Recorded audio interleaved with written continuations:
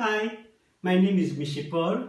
I am a translator and interpreter by profession, a second degree black belt in Hapkido, and also the senior pastor of Harvest Georgetown in St. Vincent.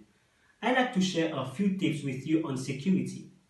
Everyone is talking about this pandemic, but we need to keep it in its proper perspective because approaching this crisis with a false perception can lead to decisions based on emotion, resulting in missteps that compound the matter.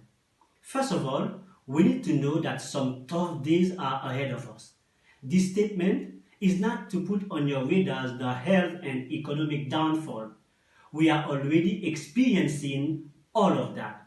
It is to remind you that the world will be dealing with a more pressing matter like security. I recently completed a training with the United Nations Department of Safety and Security, and I've always been involved in security programs due to my military training. All across the world, we realize that security will be affected during the crisis and after the crisis. As we all know, unemployment does not only affect the unemployed person, but also family members and the wider community. The major issue is that it is psychologically and financially devastating for those who experience it, and there is a strong interconnection between the financial stress and the psychological distress. So here are a few steps to consider. Be ready and comply with security requirements for your home and wherever you go. That means you need to manage your risks. How? Make sure that your doors and windows are locked during the night. If you don't have an alarm system, get one or use burglar bars, especially on the ground floor. Install video cameras, exterior lights, and consider getting a good guard dog. Make sure you have a solid, reliable door with a lock and a peephole so you can check who is outside. Avoid walking around with excessive cash. You can easily be robbed.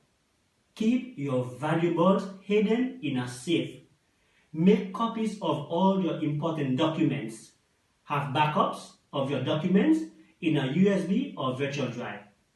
Remember, your personal behavior can affect your entire family. Therefore, be selective with what you are posting on social media and be careful not to convey confidential information.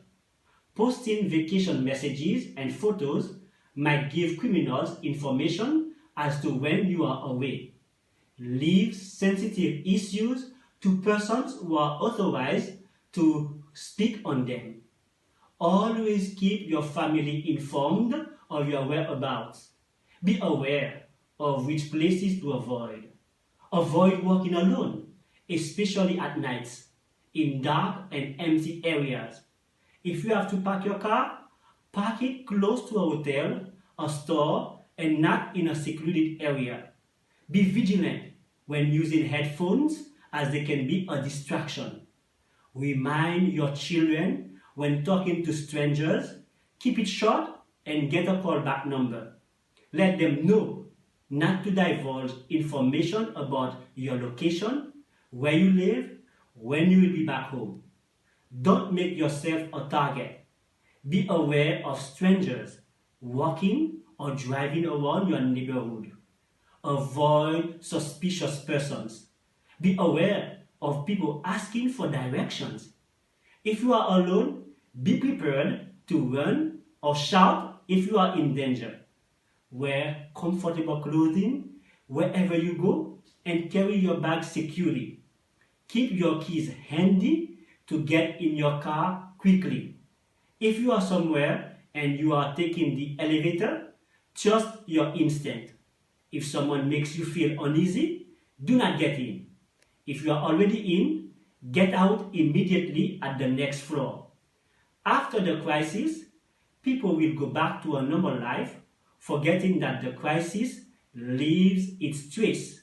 Remember, a crisis often leads to another crisis, bigger or smaller.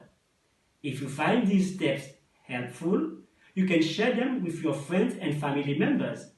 You can contact me at 784-493-5042 or email me at info@harvestgeorgetown.org. Hope that helps, and be safe.